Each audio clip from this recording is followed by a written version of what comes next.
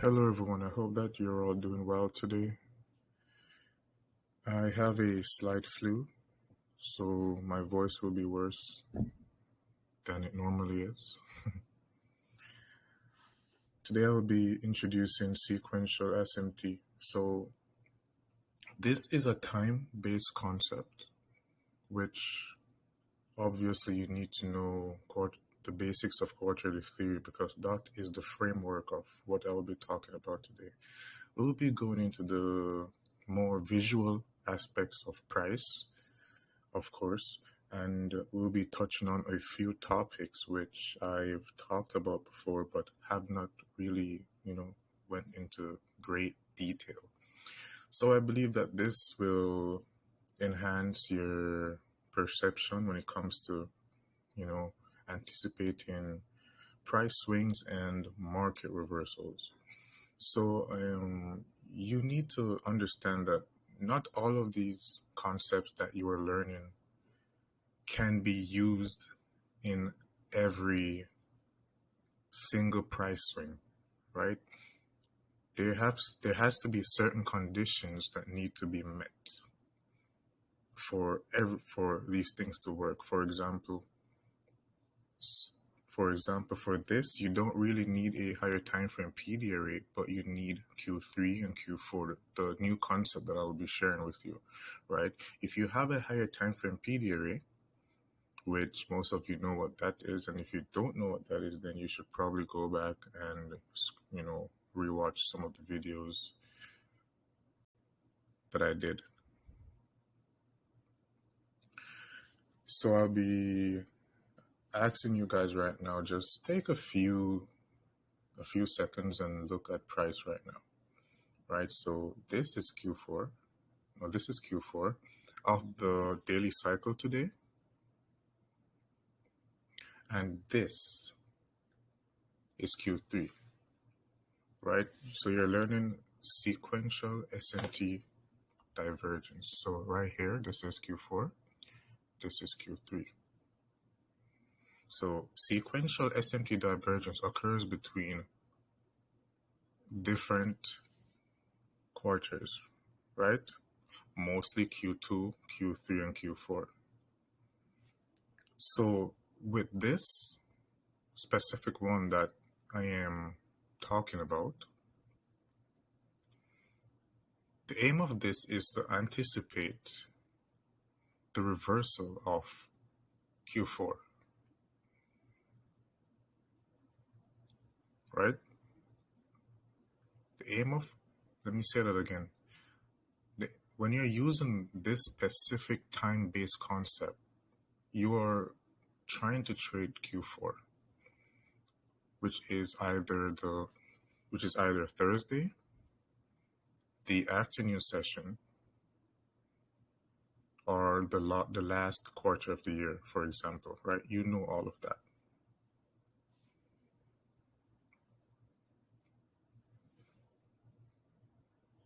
So look at price right now. Where are the fair value gaps? Where are the breakers, the swing lows, the swing highs? Like, let's look at the specific times at which they occur, right?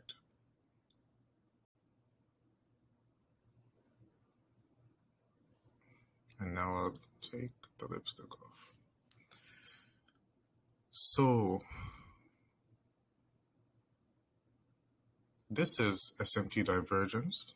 Like with our quarterly theory, this high right here is higher than this lower high, right? So when Nasdaq made this high right here, throughout the day it continued to trade above it. And listen, this has to happen during Q3, right? Over here, you can see Q3 and Q4. It's the same time right here. Let me show you. So this low right here is 1605. Same thing right here, 1605, right? So these two charts are calibrated on the same time right now. So please don't get confused. So this lower high right here and this higher high formed at the same time during Q3, more specifically New York session, right? So this lower high and this higher high, they both formed during New York. This is actually fire. I don't think I would share this so early. And this lower high right here, which failed to go above the high which formed in New York, was formed in the afternoon session. This higher high, which took out this high, was formed in Q4 as well. Maybe I have to turn this on so you guys can completely see it better, right? So this is Q4. This is Q4. The blue annotates Q4, right? The afternoon session. This is Q3. So you want SMT to be occurring between these two times, right? And of course, it is times fractal, so you can apply this to any, cycle that you wish to, or any that presents this, that you should be looking for, right? So let me go over that again. You have this higher high forming here, Q3. Price breaks down during Q3, trades up during Q4, fails to break this high. While over here, you have price trading way above this same high, which formed at the same time as this. So you have to have two closely correlated assets, right? So for example, this could be NQ, this could be ES, this could be ES, this could be Dow Jones, this could be Dow Jones, and this could even be the US dollar, right? This could be the US dollar, and this could be EU, this could be GU, and this could be EU, if you understand. So the low that formed after this high, right here, this would be where you would begin to measure your premium. So this would become discount, like premium and discount. So this would become discount. And the high, which forms and actually makes the sequential SMT. So the high which forms right here, this is where today I said that, where I made a post on this exact candle, 1250. I believe I said, I'll go check back. I said macro shift just waiting to happen, right? So a macro shift occurs after there is this specific sequential SMT, right? And a macro shift is just a simple break of structure. But what makes it a macro shift is the fact that it happens after this, right? So SMT must happen during specific times. So if there's a higher high, the higher high is in Q3, the lower high should be in Q4, right? And for the other asset class, if the lower high is in Q3, the higher high should be in Q4. I hope that you're understanding what I'm saying right now, right? And another thing is this candle right here, the opening of this candle right here is Q1 of the afternoon session. Previously, I told you that Q1 of whichever cycle that you're looking at, it can be used as dynamic support or resistance, right? So you can see price trade up here, right? After the sequential SMT, price traded up here, dipped into this fair value gap, traded above this, which is Q1's open, broke down, traded below the opening of the order block, which formed after price traded above this opening and into this fair value gap. Right here we have the true open of the afternoon session, but as you can see, price barely wicked, price barely even, price was so heavy, which is why I was saying that I'm not bullish here, due to the fact that we were, I could already see this SMT right here because I was looking at both of these assets. I was looking at NQ and the Dow. So I could see that the Dow was failing to get above the highest high which formed in Q3, while this was already above it. This was here consolidated above it, while this was below it, can't push above it. And that is a cracking correlation, right? That is the market tipping its hand to you that it wants to fall. It's not bullish. It wants to change direction, right? And before I even told you that the higher the low of the week, the higher probability days which that could be forming on would be either Wednesday or Thursday, right? And as we can see, price formed a beautiful high right here. We got a almost perfect setup, right? I tried not to give like a signal this morning or something, but I ended up still calling price. But I actually wanted you guys to do this yourself, which is why I told you to focus on Wednesday and Thursday, right? Okay, so anyways, so this high right here, which was the last high that formed in Q3, we can see that we had 3 drive pattern above this high, right? 1, 2, 3. Price went above that. I made a post here. Price shifted market structure. This is a micro shift right here, right? Price traded back up while we're in premium, right? So this, the low which formed after this lower high right here in regards to the SMT divergence, this would be the liquidity pool that we'll be aiming for, right? Which I even showed you guys my execution this morning, and a lot of you guys shorted above here.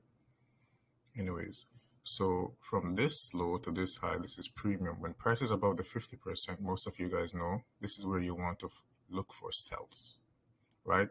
And so you try to short up here after price shifted market structure or committed a macro shift.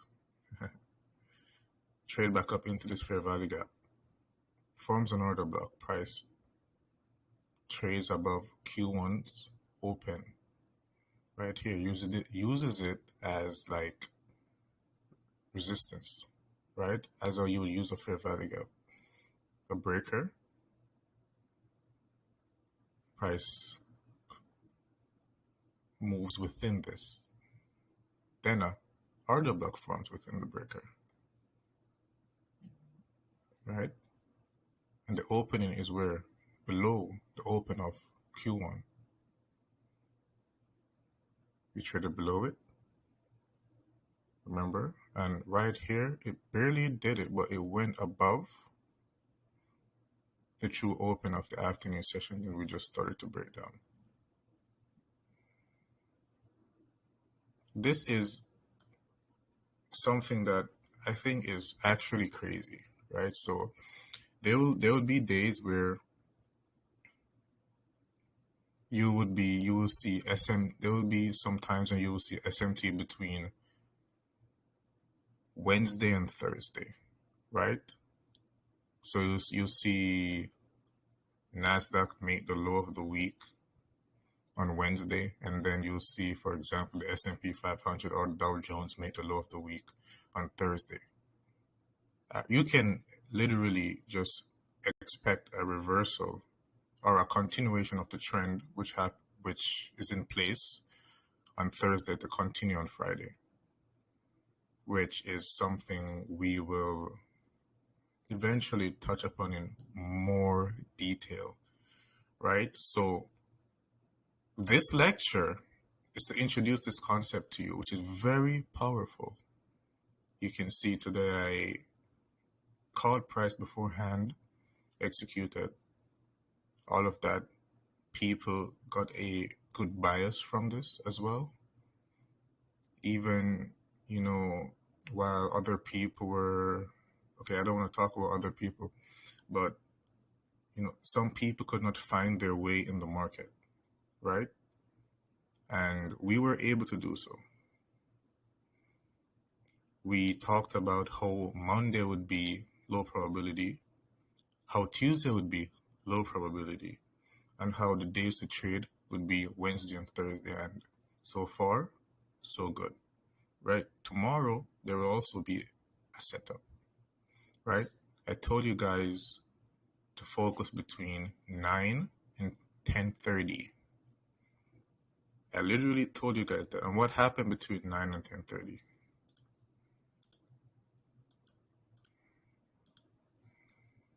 Between 9 and 10:30, this is what happened.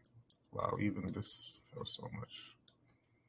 I mostly trade NQ, so I wasn't really focused on this. We had SMT divergence between NQ and ES this morning. As you can see, this made a lower low here, lower low here, during the time that I told you to focus on. Remember, everything that I talk about, you put them together to make your own models, right? You can take at least 3 concepts and make something that works. So we had SMT during the time that I told you to focus on price. Coincidence? No. So, and then we got a buy from here. Then I told you guys about the short. And the reason why I told you guys about the short, was so I could introduce this today, because I saw it and I saw the opportunity. So I will be here back with another lecture, right? I need you guys to go through your charts and try to understand this. Remember, Q3, Q4, you need SMT between these. You need SMT between these 2 quarters. And for those that don't understand this yet, I'll try to make it a little bit easier.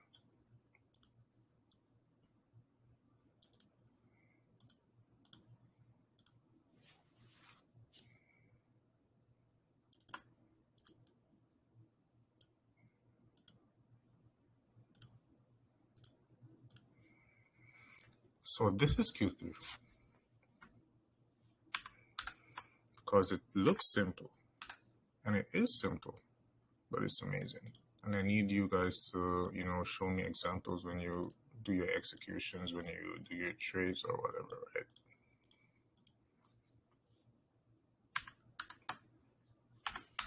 So we have Q3 and we have Q4. What you're looking for is, if you're bearish, and say for example, this is NQ and this is the Dow. No, say for, what you're looking for is SMT. I don't even have to say that. So for example, if you're bearish,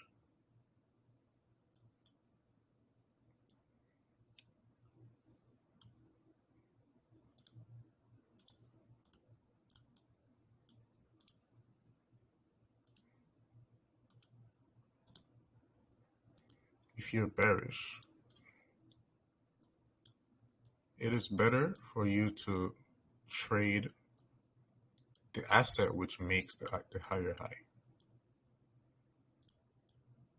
gives you more confidence, and there will usually be a break. Well, there will be a breaker here to boost your confidence, because some people, they need that visual, something to that's actually something that they can see.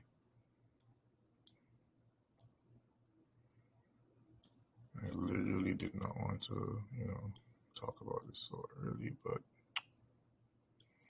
you got more sauce. So say, for example, this is NQ.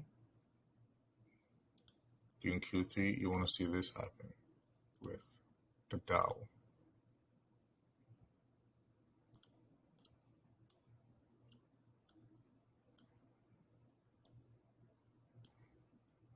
You need to see the Dow make a lower high, just like this.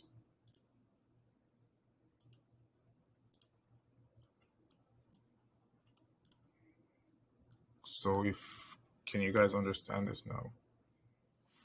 So here we have a liquidity pool being taken out here during Q2, no, during Q3 and Q4. And here we have the other asset class failing to make that high during this time.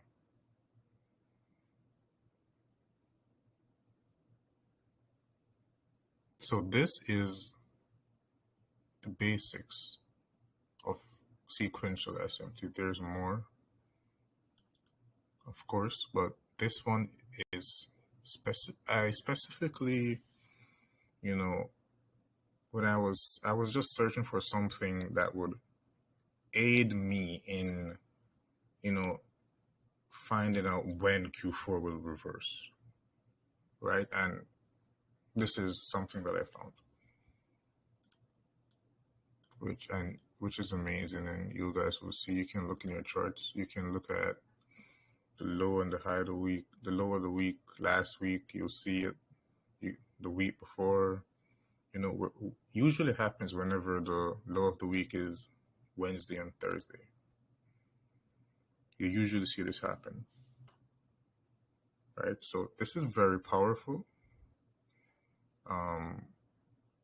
You probably shouldn't share this. Like, this is actually powerful. You can leave the group now with just this alone. This is good. You can just trade one day per week. You catch the low, the high of the week, which does not usually form on Tuesday. Like, it does not. Yeah, ICT said it usually forms on Tuesday, but I no. Last week, when did it form? The week before that, when did it form? That's crazy. The low of the high of the week usually forms on either Wednesday or Thursday, right? Because first of all, Thursday is reversal, which is where sequential SMT is the strongest. Do you guys see how this is crazy? I don't go in your charts. Look, try to prove me wrong. Try to prove me wrong that I'm talking bullshit. Try to not find this working. Right? Completely time-based. You've never heard about this. And what else? What else? This would not be possible without quarterly theory. It would not be possible. It wouldn't exist. And with that being said, I hope that you guys found this insightful. I think it's great how I can, come here and give you guys something straight, without going around corners, and making it, easy to understand. I think that's great. But anyways, yeah, so I'll talk to you guys later this week, either Friday or Saturday, right? It will be recorded. Also, you already know, Sunday and Wednesday, we'll be here dropping gems, of course, as usual. Every week, topics you've never heard about before. new stuff, no rehash, no bullshit, right? And yeah, I'll talk to you guys over the course of this week. Have a wonderful evening.